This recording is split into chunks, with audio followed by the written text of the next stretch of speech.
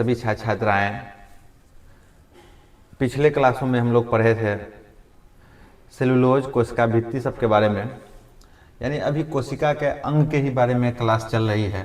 अभी चैप्टर 1 ही चल रहा है, लेसन 1 ही चल रहा है। क्या चल रहा है?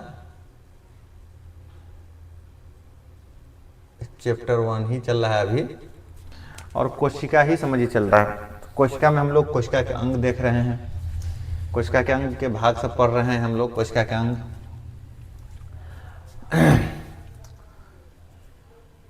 नाइन्थ तैयारी करने वाले सभी छात्र छात्राएं, आप कंसंट्रेशन से एकदम माइंड को स्थिर करके पढ़िए। आप 10 रंग का नोट्स, 10 रंग का किताब, ये किताब वो किताब, ये सर जी वो सर जी मत कीजिए। आपको जो भी सर पढ़ाएंगे, या मैं पढ़ाऊँ या किसी और टीचर से आप पढ़ रहे हैं, तो आप देखिएगा सेम चीज़ मिलेगा। पूरा सिलेबस सेम रहता है, कहीं कोई घबराने की बात नहीं है, कहीं कोई दिक्कत करने की बात नहीं है, टेंशन लेने की बात नहीं है। बाबू अब मैं भी पढ़ाऊंगा बायोलॉजी में 5 चैप्टर, और भी टीचर पढ़ाएंगे बायोलॉजी में 5 चैप्टर। समझाने का तरीका सबका अलग अलग है, पढ़ाने का स्टाइल सबका अलग अलग है, तो वही डिपेंड करता है। सिलेबस कोई चेंज नहीं करता। सिलेबस क्या, जो बिहार बोर्ड सिलेबस दे दी वही सिलेबस रहेगा। तो हम लोग 9th क्लास का बायोलॉजी पढ़ रहे हैं, चैप्टर 1 जीवन की मौलिक इकाई। तौसीफ साइंस क्लासेस पे आप लोग देख रहे हैं। 3 क्लास मैं ले चुका हूँ, आज चौथा क्लास ले रहा हूँ। आज चौथा क्लास में हम लोग लाइसोसोम के बारे में पढ़ेंगे। किसके बारे में पढ़ेंगे बाबू? लाइसोसोम के बारे में पढ़ेंगे। लाइसोसोम होता क्या है? ये लाइसोसोम कोशिका के ही अंग है। क्या है बाबू? लाइसोसोम कोशिका का ही अंग है। चलिए हम लोग कुछ कोशिका के बारे में जान लेते हैं। कोशिका जीवन की संरचना एक क्रियात्मक इकाई है। कोशिका जीवन की संरचना एक क्रियात्मक इकाई है। हमारा मनुष्य छोटे छोटे कोशिकाओं से मिलकर बने होते हैं। जैसे हमारा देखिए हाथ है, इसमें भी छोटे छोटे कोशिका से ये मिलकर बने हुए हैं। उसी प्रकार कोशिका का अंग है लाइसोसोम। लाइसोसोम होता है कि यह बहुत सूक्ष्म कोशिकांग है। यह बहुत सूक्ष्म कोशिकांग है, यानी ये बहुत छोटा। सूक्ष्म मीन्स क्या होता है? छोटा। सूक्ष्म मीन्स क्या होता है बाबू? तो छोटा यानी बहुत छोटा। ये बहुत छोटा कोशिकांग है, यानी जितना कोशिकांग अभी पढ़े, कोशिका भित्ति हम लोग पढ़े हैं, सेलुलोज पढ़े हैं, ये सारे में सबसे छोटा है लाइसोसोम। सर्वप्रथम 1958 ईस्वी में क्रिश्चियन डी डुबे ने दिया। माने इसकी खोज किसने किया? क्रिश्चियन डी डुबे ने। कब किया? तो 1958 ईस्वी में। कहा कि लाइसोसोम की खोज किसने की? तो कहिएगा क्रिश्चियन डी डुबे ने किया। लाइसोसोम कोशिकांग के बहुत सूक्ष्म, बहुत छोटे अंग है। किसके? तो कोशिकांग के बहुत सूक्ष्म अंग है। कहता इसका आकार बहुत छोटा होता है। लाइसोसोम का आकार क्या होता है? बहुत छोटा होता है और थैली जैसा होता है। लाइसोसोम का आकार कैसा होता है? तो छोटा होता है। और कैसा होता है? तो थैली नुमा होता है, थैली जैसा होता है। तो इसमें एंजाइम होते हैं। इसमें ऐसे एंजाइम होते हैं, क्या कहता है? इसमें ऐसे एंजाइम होते हैं जिनमें जीव द्रव को घुला देना या नष्ट कर देने की क्षमता रहती है। कहता कोशिकांग में ऐसे एंजाइम होते हैं जो जीव द्रव को घुला देता है और नष्ट भी कर देता है। लाइसोसोम बहुत सूक्ष्म कोशिकांग है। सर्वप्रथम 1958 ईस्वी में क्रिश्चियन डी डुबे ने इसको दिया लाइसोसोम को। फिर कहता है लाइसोसोम का आकार सबसे छोटा होता है, यानी छोटा होता है, और ये थैलीनुमा होता है। लाइसोसोम का आकार कैसा होता है? तो थैलीनुमा होता है। ये कैसा होता है? तो छोटा होता है। फिर कहा क्या? ऐसे एंजाइम होते हैं जिनमें जीव द्रव को घुला देता है या नष्ट कर देता है। इसी क्षमता को हम लोग लाइसोसोम कहते हैं।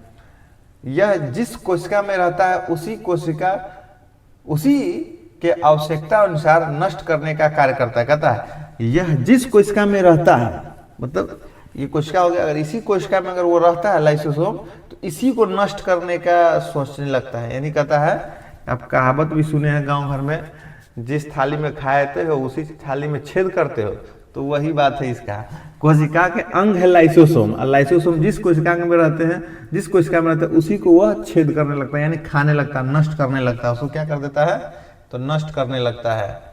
तो क्या करता है बाबू, लाइसोसोम जिस कोशिका में रहता है उसी कोशिका को नष्ट करने लगता है।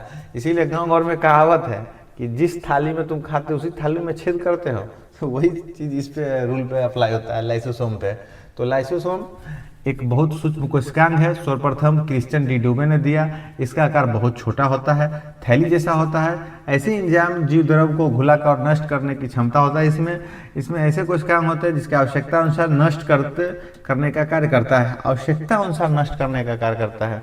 तो आप सब लोग अभी कोशिका के अंग यानी कोशिकांग हम लोग पढ़ रहे हैं, बहुत सारे 5-6 को हम पढ़ा दिए, आज कुछ सेलुलोज के बाद आज लाइसोसोम पढ़ा रहे हैं। आप सब लोग इसको पहले उतारिए और जहाँ दिक्कत है, समझने में दिक्कत हो उसे हमसे पूछिए, मैं बताऊंगा आपको। ठीक बाबू, पहले इसको उतारिए। आइए बाबू, रेगुलर करते हैं हम लोग। लाइसोसोम पढ़ लिए आप लोग। लाइसोसोम के बाद अब हम लोग पढ़ेंगे माइटोकॉन्ड्रिया, जो कोशिका की बहुत महत्वपूर्ण टॉपिक क्या है, कोशिका की बहुत महत्वपूर्ण टॉपिक है। कौन, माइटोकॉन्ड्रिया।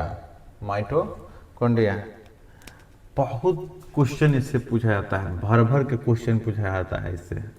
ऑब्जेक्टिव में भी पूछा जाएगा, सब्जेक्टिव में भी पूछा जाएगा, और दीर्घ उत्तरीय, लघु उत्तरीय दोनों क्वेश्चन, यानी 2 नंबर, 5 नंबर, 1 नंबर सब में पूछा जाएगा ये क्वेश्चन। बहुत इंपॉर्टेंट है, इसको समझिए। और तौसीफ सर का आसान भाषा तौसीफ साइंस क्लासेस पे मिलेगा ही, और कहीं नहीं मिलेगा। आप आराम से पढ़िए बाबू, आराम से पढ़िए। एक वीडियो एक दिन में दे रहा हूँ मैं, आराम से आप 4 दिन 5 दिन में कोशिका खत्म कीजिएगा, जीवन की मौलिक इकाई खत्म कीजिएगा, बहुत मस्त लगेगा आपको। उसके बाद देखिए आज माइटोकॉन्ड्रिया के बारे में चलिए चर्चा करते हैं हम लोग। माइटोकॉन्ड्रिया की खोज किसने की, किसी को पता है? माइटोकॉन्ड्रिया की खोज किसने की? तो अल्टमैन नामक वैज्ञानिक था। कौन वैज्ञानिक था? अल्ट नामक वैज्ञानिक ने खोज की थी, किसका? माइटोकॉन्ड्रिया का। माइटोकॉन्ड्रिया का खोज किसने किया था? तो अल्ट नामक वैज्ञानिक ने। किसी से कोई आपसे पूछेगा कि आप किस क्लास में पढ़ते थे, अगर 9th में पढ़ते हैं, तो 9th में पढ़ते तो आपको बायोलॉजी पढ़े होइएगा, तो एकदम पढ़े हैं सर। तो बायोलॉजी आप पढ़े हुए हैं, तो आप ये बताइए कि माइटोकॉन्ड्रिया की खोज किसने की थी? तो कहिएगा, दिमाग चलाइएगा आप, कहिएगा तौसीफ सर तो पढ़ाए थे, बेंडा, क्रिश्चियन, दुबे, नहीं, अल्टमैन ने पढ़ा। अल्टमैन ने, तौसीफ सर क्या पढ़ाए थे कि माइटोकॉन्ड्रिया की खोज अल्टमैन नामक वैज्ञानिक ने की थी। लेकिन नामकरण किसने किया था? हम तो खोज दिए, हम माइटोकॉन्ड्रिया को खोज दिए, लेकिन हमें नाम नहीं पता था उसका, हमें नाम नहीं, जैसे हम खोज दिए माइटोकॉन्ड्रिया, लेकिन नामकरण उसको हमको नहीं पता था कि नामकरण हम इसको कैसे करेंगे। तो नामकरण कौन किया? हमारे बाद ही ना आया होगा कोई, तब तो नामकरण किया होगा। हम तो सिर्फ खोज के दे दिए, लेकिन हमारे बाद कोई आया तो उसको नामकरण कर दिया, उसमें और निखार पैदा कर दी।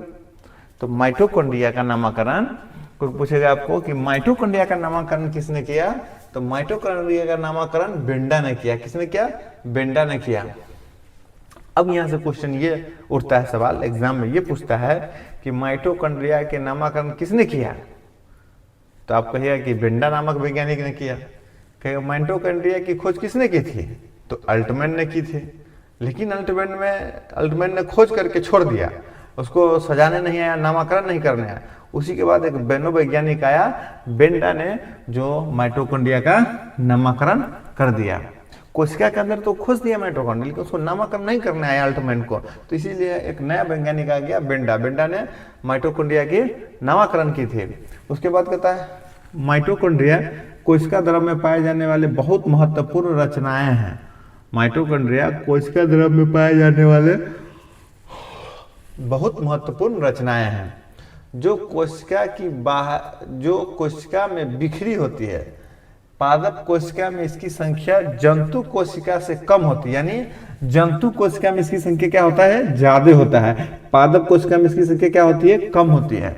कोई पूछेगा कि माइटोकॉन्ड्रिया कोशिका द्रव में पाए जाने वाले बहुत महत्वपूर्ण रचना है। हम पहले ही बताएं कि कोशिका द्रव माइटोकॉन्ड्रिया कोशिका के एक बहुत भाग, कोशिकांग के भाग बहुत इम्पोर्टेंट है माइटोकॉन्ड्रिया।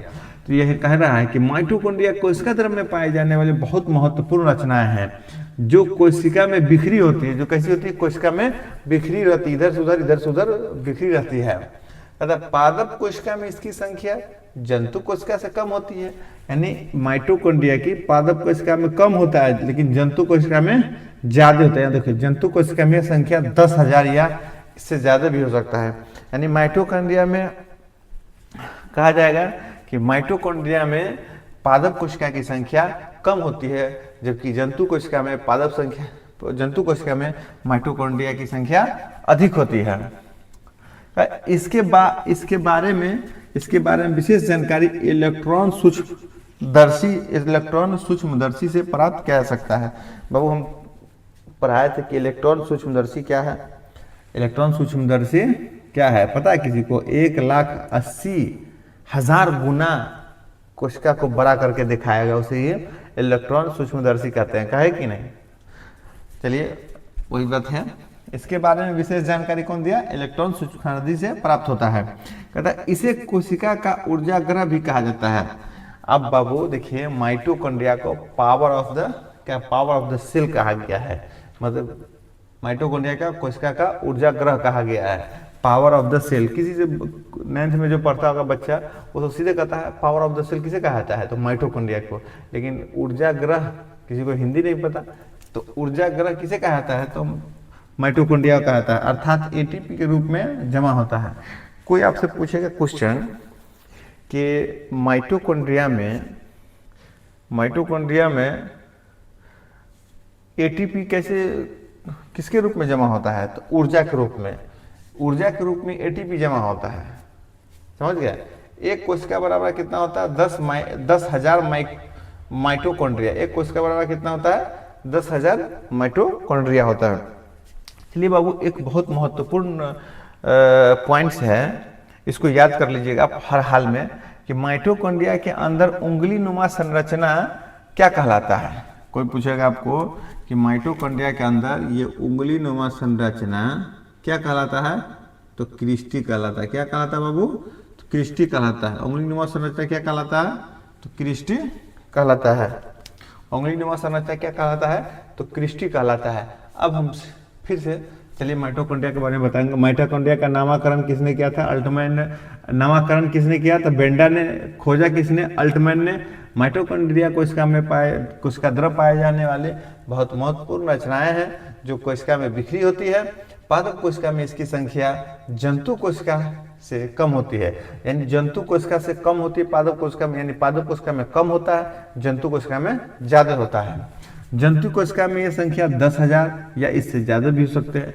जंतु कोशिका में 10,000 या 10,000 से प्लस भी हो सकता है। तो पादप कोशिका में कितना होगा? 10,000 से नीचे 8,000, 9,000, 7,000 होगा। इसके बारे में विशेष जानकारी इलेक्ट्रॉन सूक्ष्मदर्शी से ही प्राप्त होता है। फिर कहा कि इसे कोशिका का ऊर्जागृह भी कहता है, पावर ऑफ द सेल इसे कहता है। माइटोकॉन्ड्रिया को ऊर्जा एटीपी के रूप में जमा होता है। एक कोशिका बराबर 10,000 माइटोकॉन्ड्रिया। फिर एक पॉइंट है माइटोकॉन्ड्रिया के अंदर एक उंगली नुमा संरचना होता है, उसे हम लोग क्रिस्टी कहते हैं। उसे क्या कहते हैं हम लोग बाबू? क्रिस्टी कहते हैं। चलिए इसको उतारिए आप। और माइटोकॉन्ड्रिया बहुत भास्ट जो था वो एकदम आसान भाषा में मैं पढ़ाया, और कहीं अगर कोई पॉइंट छूटा हो तो बताइए, मैं बताऊंगा। आप लोग पहले इसको नोट डाउन करें कॉपी पे।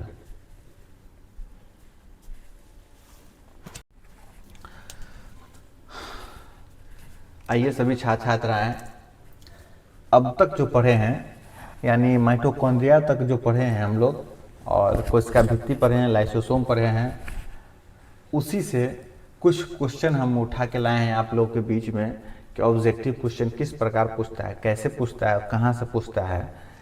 वो अनुभव आप तक साझा करने का मैं प्रयास कर रहा हूँ, वो अनुभव दे रहा हूँ, वो क्वेश्चन दे रहा हूँ आप तक कि ऐसे क्वेश्चन पूछा जाएगा। तो चलिए पहला क्वेश्चन हम लोग बता रहे हैं, इसका आंसर आप लोग तुरंत बताइएगा। आप लोग कमेंट में बताइएगा आंसर, ठीक। कि पहला क्वेश्चन है कि कोशिका का ऊर्जागृह किसे कहते हैं। बाबू पहला क्वेश्चन है कि कोशिका का ऊर्जा ग्रह किसे कहते हैं? बताइए आप सब लोग। एकदम आसान क्वेश्चन है, समझिए, यूं मार दीजिएगा। अगर एग्जाम में आएगा ना तो यूं मार दीजिए, आंख बंद करके, कहाँ है माइटोकॉन्ड्रिया, तो मार दीजिएगा। तो इसका आंसर क्या हो जाएगा? इसका आंसर हो जाएगा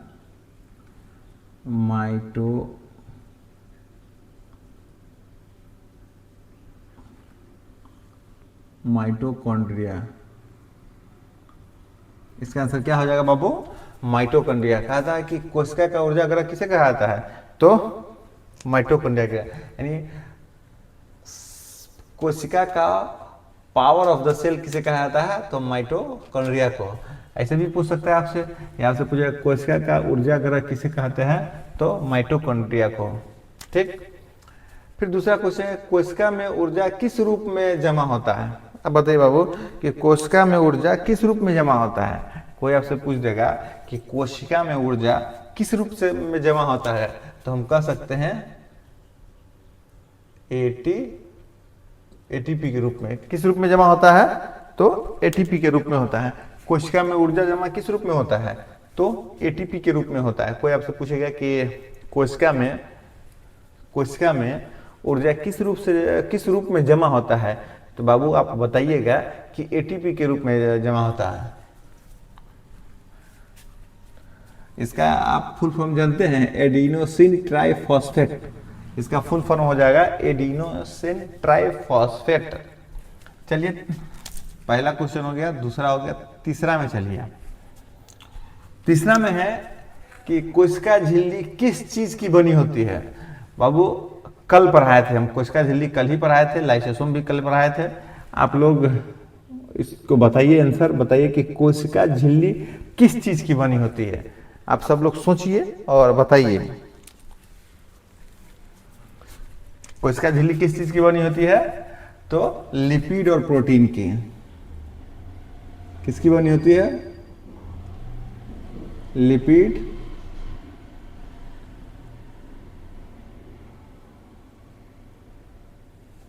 किसकी बनी होती है? कोशिका झिल्ली किसकी बनी होती है? लिपिड और प्रोटीन की। कोशिका झिल्ली किसकी बनी होती है?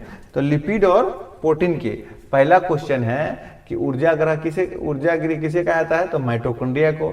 दूसरा क्वेश्चन है कि कोशिका में ऊर्जा किस रूप में जमा होता है? तो एटीपी के रूप में।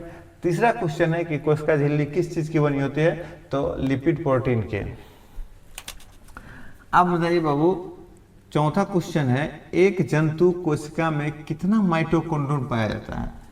माइटोकॉन्ड्रिया कहता है एक जंतु कोशिका में कितना माइटोकॉन्ड्रिया पाया जाता है? अब बताइए दोस्तों, अभी ही बताएं बाबू कि माइटोकॉन्ड्रिया के बारे में अभी तुरंत बताया हूं कि 10,000। कितना? एक कोशिका में कितना माइटोकॉन्ड्रिया पाया जाता है? 10,000 या इससे ज्यादा, या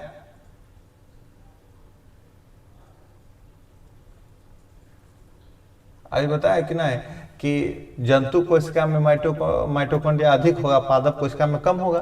तो यानी यहाँ से पूछबे किया है कि एक जंतु कोशिका में माइटोकॉन्ड्रिया कितना पाया जाता है? तो जंतु कोशिका में हम बताए थे कि 10,000 या 10,000 से अधिक। माइटोकॉन्ड्रिया जब लिखाए थे उसमें बताए थे कि 10,000 या 10,000 से अधिक, और पादप कोशिका में 10,000 से कम। फिर पांचवा क्वेश्चन है बाबू, पादप कोशिका का आकार कैसा होता है? ये दूसरा दिन हम इसका लिए थे। जब दूसरा दिन हम क्लास लिए थे तो यही क्वेश्चन था। पहला हम बांटे थे पादप कोशिका और जंतु कोशिका में, तो उसी में दिखाए थे कि पादप कोशिका कैसा होता है और जंतु कोशिका कैसा होता है। तो पादप कोशिका कैसा आकार का होता है? तो चौकोर। कैसा होता है? चौकोर। अब बताओ बाबू, जब पादप कोशिका चौकोर होता है, जानते हैं ना, ऐसे कहता है चौखुर, जिसको कहा जाता है चौकोर होता है। पादप कोशिका कैसा होता है? चौकोर होता है। तो जंतु कोशिका कैसा होगा? तो गोलाकार होगा। कैसा होगा?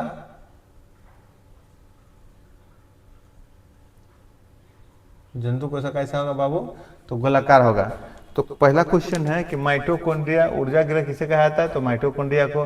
दूसरा कोशिका में ऊर्जा किस रूप में जमा होता है, तो एटीपी के रूप में जमा होता है। तीसरा क्वेश्चन है कोशिका झिल्ली किस चीज की बनी होती है, तो लिपिड प्रोटीन की बनी होती है। चौथा क्वेश्चन है कि जंतु कोशिका में कितना माइटोकॉन्ड पाया जाता है, तो 10,000 माइटोकॉन्ड या इससे ज्यादा पाया जाता है। पांचवा क्वेश्चन है कि पादप कोशिका का आकार कैसा होता है, तो चौकोर होता है। छठा क्वेश्चन जंतु कोशिका का आकार कैसा होता है, तो गोलाकार होता है। अब बताओ बाबू, हम माइटोकॉन्ड्रिया तक पढ़ाएं। माइटोकॉन्ड्रिया तक पढ़ाने के बाद आपके बीच मैं प्रश्न लेके आया, 6 प्रश्न आपको दिया। कितना प्रश्न आपका सही हुआ है ये मुझे कमेंट में बताएं। और तौसीफ साइंस क्लासेस पे जाके आप सब लोग डेली वीडियोस देखिए। और अभी पहला चैप्टर चल रहा है जीवन की मौलिक इकाई 9th क्लास बायोलॉजी, आप सब लोग उसको अच्छा से देखिए और पढ़िए और कॉन्सेप्ट को क्लियर कीजिए।